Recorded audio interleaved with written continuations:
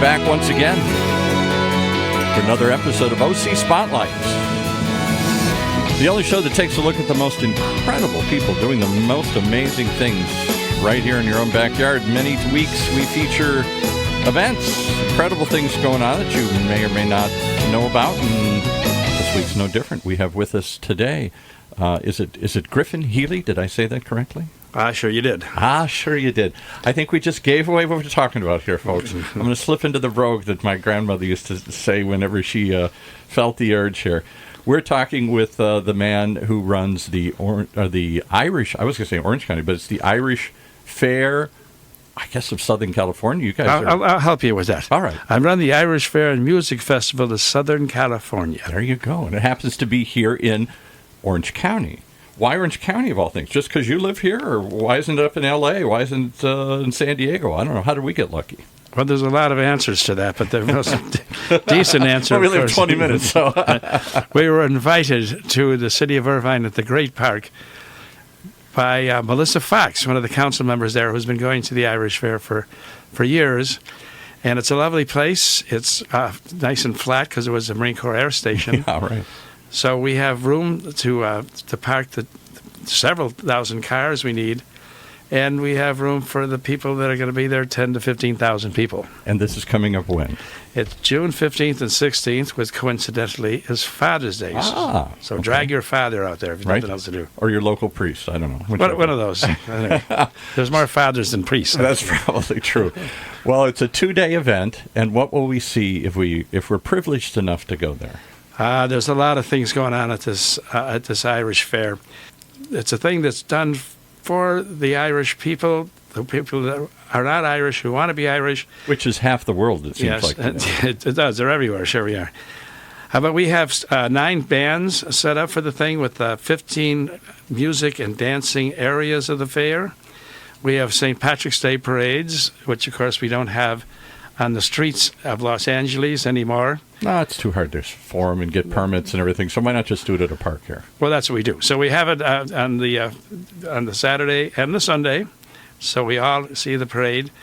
And we have bagpipes leading the parade. We have, in the parade, we have all sorts of Irish breeds of dogs, including the Grand Wolfhounds. We're going to talk about all this in a second, but I got to give you a little background for those who've listened to the show long enough. I'm always celebrating my Irish heritage, which I discovered late in life.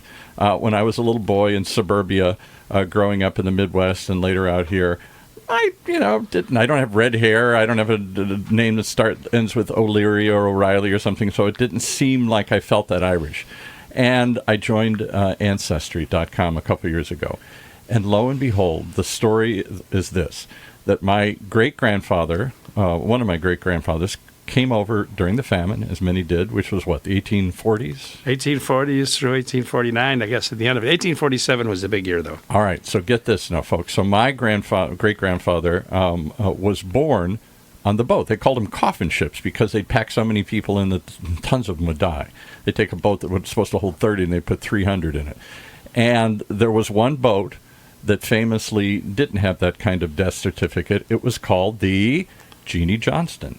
Now, I never heard of this boat, but go look it up on Wikipedia, Jean, like Jean, I-E, Jeannie Johnston, S-T-O-N. And why is this boat so celebrated? Because it was one of the few boats owned by an Irishman, and he insisted on having a doctor. So because of that, my great-grandfather lived. He was on the maiden voyage, mentioned in this Wikipedia article, as I've discovered. And that's my one big take from being on Ancestry. Wow, my great-grandfather is famous in Ireland. Here he was just a bartender. My grandmother was embarrassed to tell me anything about him. Yeah. But in Ireland, apparently, there's a statue of he and his mother in the Famine Museum, and it's a celebrated story. And in fact, when I went on there, it turns out he's from Tralee, this little town in Western Ireland. And they were going to fly us over. This is when my aunt was still alive, and unfortunately she couldn't go, and we didn't go. But I've always thought, wow, what a story I discovered. It turns out I got somebody who has some celebrated history here. Born in a boat, he lived, and he's celebrated. Now, cut to today. We're 2 Irishmen. Every time he slips into the brogue, I have to start doing my version of it. And I tell him, let me tell you this story. And he says, I'll go you one better. And how can you tap into that story here? How do you carry on that? Well, in story? any event, I'm from Tralee in Kerry. You're from Tralee, Yeah. exactly. So now, as a matter of fact, that's a small part of the world. But in the meantime, they made a replica of the Jeannie Johnson ship that traveled from Tralee to Ellis Island and to Canada Right. over the years. And they're making a replica. This boat is so famous that my great-grandfather was born on. He was born on the maiden voyage. They made a replica of this boat and put it outside the Famine Museum in Dublin, right? And you worked on it. Well, you're a little bit Irish altogether as well, because I tell you that's. Am I exaggerating a bit? Okay. Getting past the nonsense now. Well, they were building it in a shipyard, a small wee one there, in Tralee. Aha. And a lot of money went into it. I think it costs over $15 million to build this I'll wee have to ship look it that up was on Wikipedia about while we're 120 talking. feet. Yeah. And there I am, hitting nails into wood, building this replica of the Jeannie Johnson. And I hadn't thought about that since, I guess I did that 10 or 12 years ago until talking to you, which makes it a very, very small world. So what are the odds that you would bump into here in Orange County then, umpteen years later, the great-grandson of the celebrated baby born in that boat here? I mean, that just seems impossible. Sure, it's amazing. But Tralee is not just a wee small town now. Since 1959, we have the Rose of Tralee, I've learned that too, yeah. which is a lovely song, as you know. But then we have these girls from 72 centers around the world. There's 14 in America alone that are Irish and that go into the Oh, thing. see, they're calling you about it right now. Sure, no. Somebody I owe money to, I suppose. Is that a small list or a long list? Well, it depends on the day. Okay. I'm now going to try to turn this sucker off. All right. But in any event, Here you go. did make the thing, and it was Here you go. Did it for you. and it was a fun thing to do, actually. And then the riggers all came from the Nordic countries to rig the sails and all. There is a motor in the thing, but they rarely use it. And then we sailed it from Tralee, ahead of the Rose of Tralee, people that were all there, waving us away around the Horn into Dublin Harbour. Well, I looked it up while you're talking. This is from Wikipedia about the Jeannie Johnston. Go look it up. On the maiden voyage, I'm reading from it, from Tralee to Quebec in April of 1848, a boy was born aboard the ship. To mark the unusual surroundings of his birth, the parents, Daniel and Margaret Riley, my great-great-grandparents, named the baby Nicholas. That's the one that was my grandmother's father, after the co-owner of the vessel. And he was actually, what they don't say, named after all the members of the crew, 11 of them. So he used to delight the kids, apparently, when this is like, I don't know, whatever, turn of the century, and he would rattle off all his names and everything. So here we are, all from that to this. We're back celebrating. And the only reason I tell that story, not just because I think it's amazing, because there's a little Irish in all of us, isn't there? I'm fourth generation. I never heard these stories. I never felt the connection to the old sod. And somehow, as I've gotten older, I have found a deep interest in the subject matter. So I've found myself going to Irish fairs and sending my adopted Mexican daughter to Irish dancing classes and all this. So what's behind this great resurgence of interest? Is it just Americans trying to find their roots, or is there something more to it? Well, everybody who is Irish, just a little bit, even a wee bit of them, has a feeling of the old sod in them. Right. And they all have this tug on their heels saying, come back home to Ireland. And we talk to each other. Now, I'm Irish born, but there's a lot of people that aren't that have the same feeling. Right. That they want to go to see Ireland. Yes. And right. it turns out once they do, which is sometimes very difficult for these people to But do, beautiful land, right?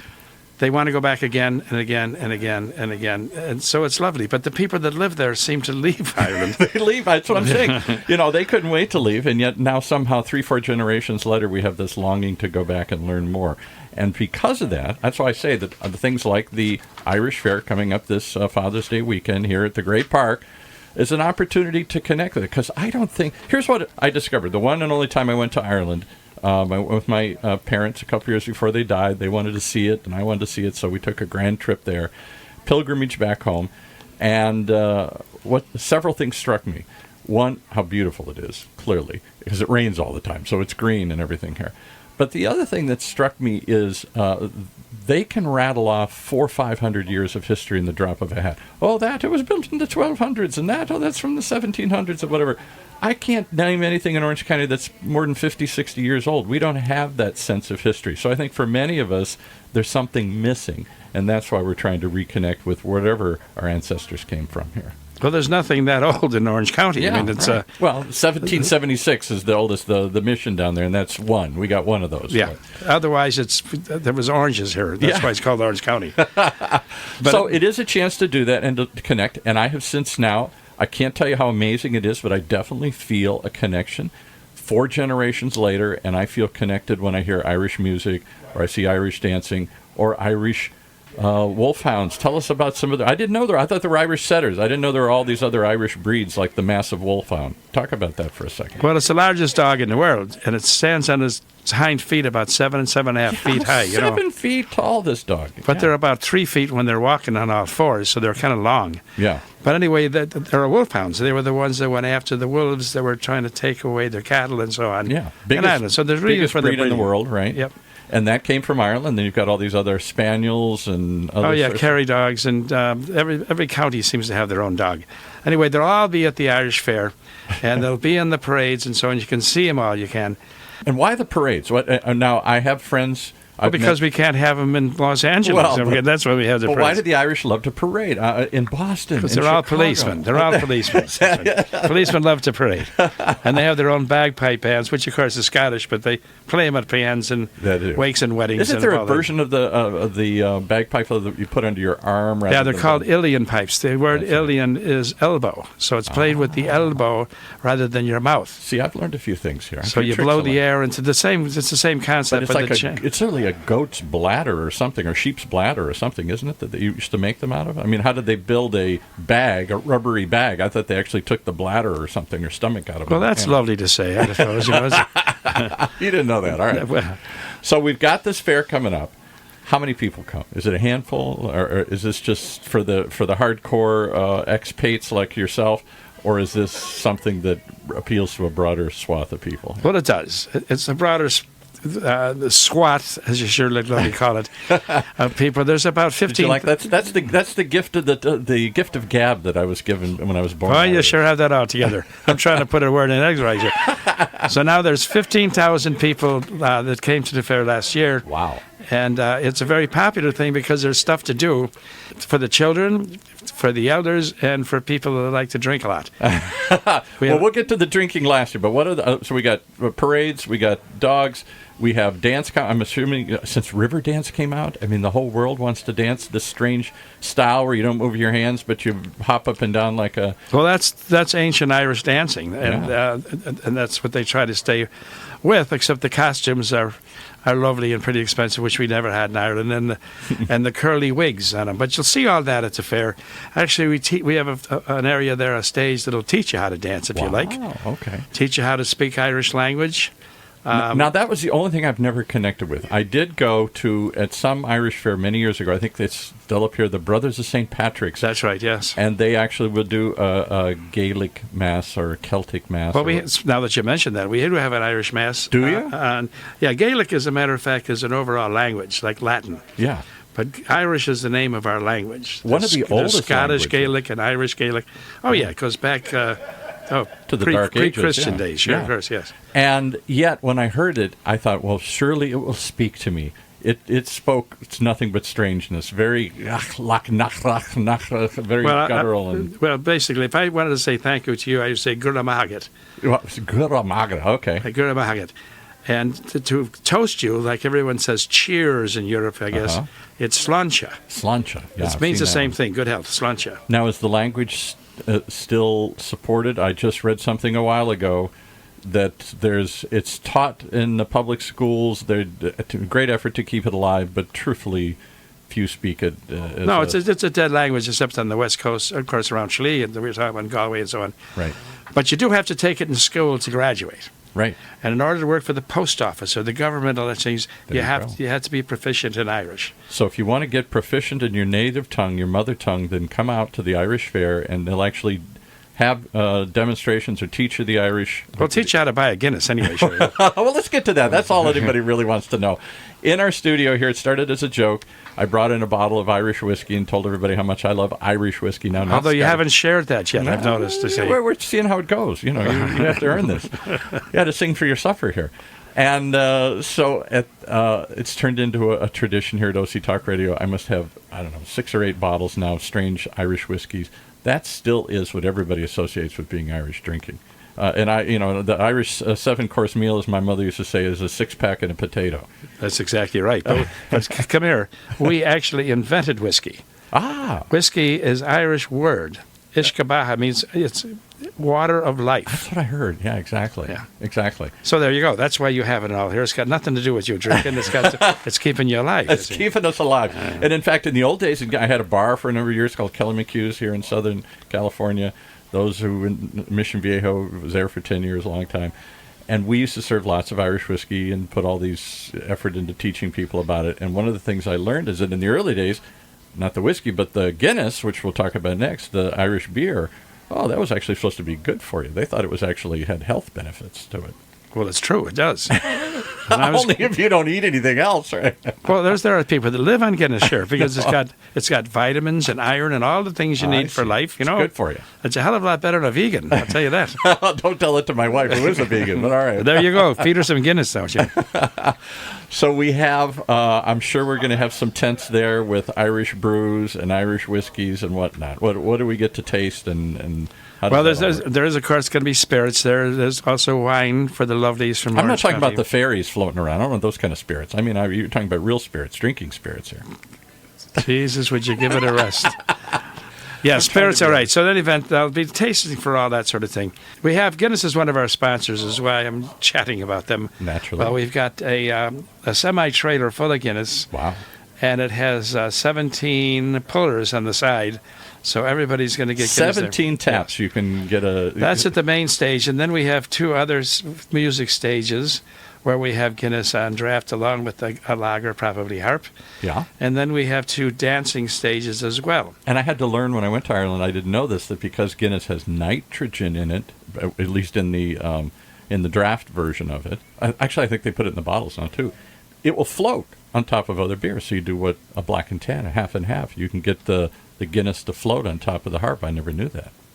So what?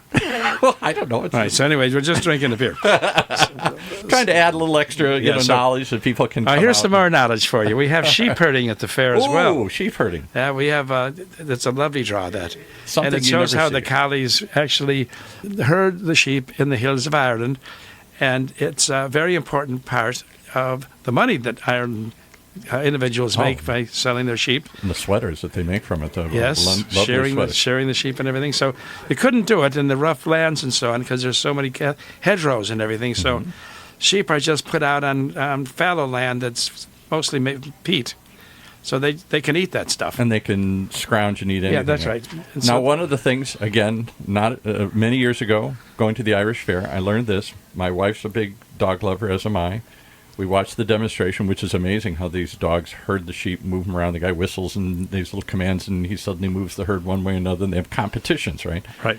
So I go up to the guy, and my wife has to say this. She says, does it hurt the dogs? I mean, are you like, beating them to get to do this? He laughs. He says, beat them. He said, we can't stop them from doing this. That's right. It's in their blood. They were bred to do this, and that's what they just love doing. And it's brilliant to watch, actually, sure. And then for the children, which is there, we have this Leprechaun Village.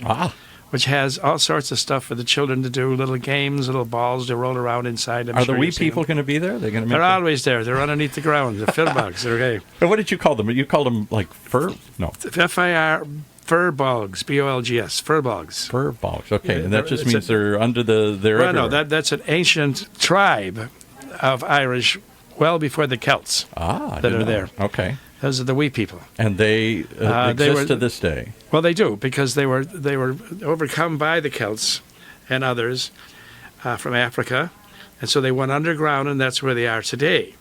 So when you talk about leprechauns and stuff, they come out with their pot of gold, and they tease you into trying to catch them so you can get the gold. That's it. But that's at the end of a rainbow. Did you ever try to get to an end of a rainbow? I just saw one the other day, and I raced out, but by the time we got there, it evaporated. So. A fool's mission. Well, you'd be foolish not to go to the Irish Fair. All I can tell you is it's a lot of fun. And if you've never been there, you're thinking, okay, I've been to fairs and whatnot. This one it's a storybook. Well, there's more stuff there. Oh, there is. You can't be. Sure. We have Gaelic football demonstrations there. We had How about hurling? Did they do hurling there? we hurl. Hurling is the name of the sport. That's Hurl. not what you do after you drink too much beer. Well, that's some of these names came from all those days, don't you know? I bet. But the name of the stick that you use, it's mayhem, of course. Everybody has a stick. Irishmen, 22 Irishmen going after each other, and they call it a sport. Only there in Ireland with these big sticks. They're called hurleys. Yeah. And It's the- really kind of strange. It's almost sort of like field hockey to me or something. You chase your little ball and you bounce it and you do something and you chase That's it. right. That's right. Well, that's why we have the demonstration there to show people like you what the hell it is. Right. And the Gaelic Park is, of course, where the big balloon is, the big orange balloon. So Now, how can you have an orange? I'm sorry, I'm Catholic, so an orange balloon might be a little offensive to me here if you're from the south and not from the north here. well, we have the hands across the water now, don't you know? Ah. We're all at peace. God help us. So at the end of the day, the flag of Ireland is green, white, and gold. It used to be back in the old days. Now it's green, white, and orange Yes, right. in relationship to the English who have the 6 counties in Northern Ireland. Who are all came from the Duke of Orange, William and Mary, and when they came over and had the last big battle of the Boyne. That's why because he was from Orange, Holland, That's right. color orange became King Billy, associated. they called him. Yeah. William of Orange. There you go. So see, I learned a little bit along the way here. I picked up some history here. Good. Well, I look forward to it happening. Give us times, dates again here, and where we can go to learn more. All right. Well, it's the Irish Fair Music Festival. You can look it up on the Facebook or Instagram or Twitter and all that other silly stuff. We also have our website, which is theirishfair.org. theirishfair.org. I'm looking at it right now. You can buy tickets. You can get info there, and all sorts of stuff here. Is it expensive? Well, sure, it's expensive. This is a great thing here. You know, This doesn't come to you cheaply. not at all. Not at all. But is it $75? No. No. Is it $50? No. that's not your fault. Buying it online is $20, Oh, that's- which is really cheap. You know, if you miss that, you're slow. You can buy tickets at the door for $25. Wow. But in that vein, parking is free. I would love that. Why do not more places do that? I always hate when I get there and then I find out it's another $20 to park. That always Because they're off. probably Orangemen. Yeah, but we won't go there. No, we won't go there. No, of course we won't. Just a joke. Just a joke for Yeah. all those.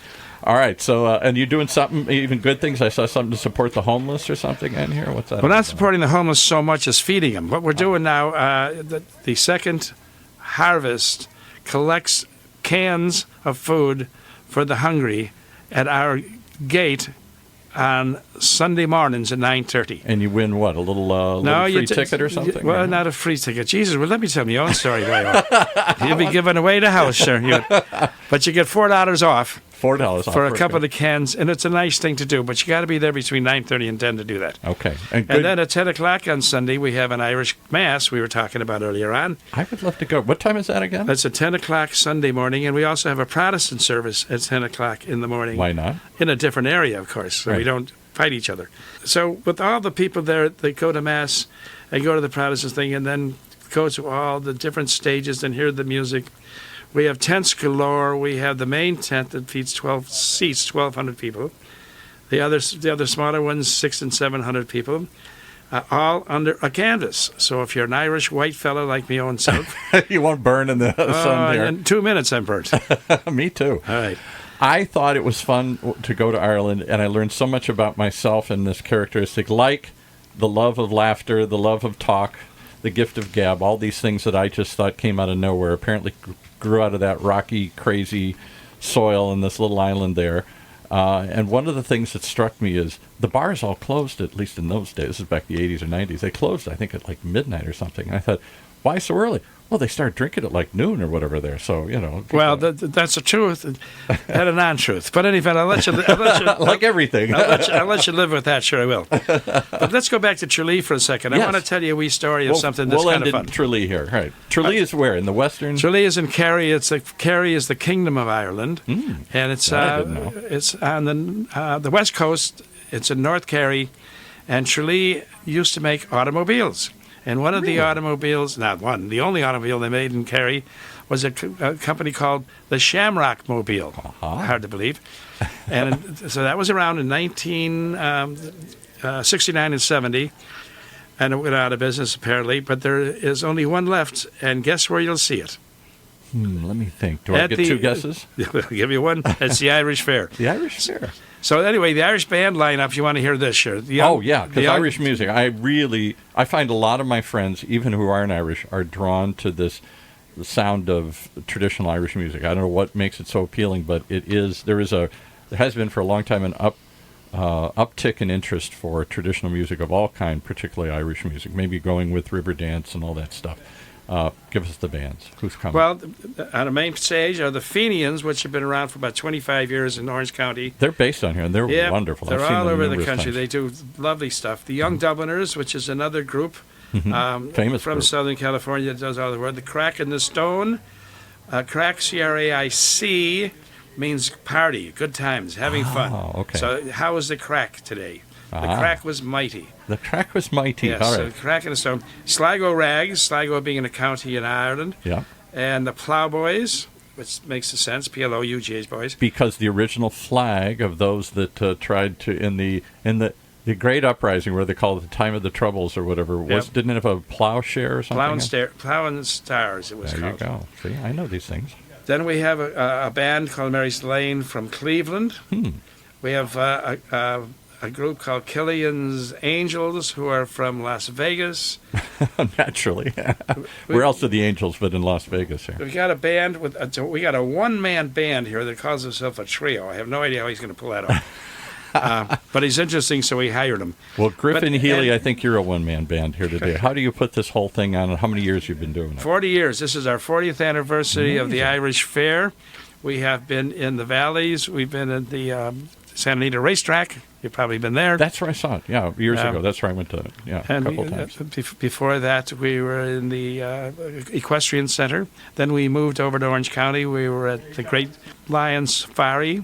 And then, of course, that was all closed down. Yeah, So now we're in the lovely Great In Park. the Great Park. Well, it's a great day at the Great Park and a great time to be Irish. Even if you're not Irish, you'll feel like you're Irish. Go to the Irish Fair coming up not this weekend, but next one at the Great Park right here in Irvine. Thank you so much for coming by, sharing some of your story. I could just turn the mic on and just listen to you talk forever here. Give us something in Gaelic to take us out here. I will say goodbye to you. Slán Lat. And if you're on the road, Slán Awalia. Safe home, that means. All right. May the may the road rise to meet you or something here? May the road rise up to meet you, may the sun be on your fields, and all that sort of nonsense that comes around of a prayer, actually. Many years ago, and it's been in songs and everything, and everybody has their version of it. But Yeah. anyway, that's very kind. Gura Mahagat. All right. Thanks so much.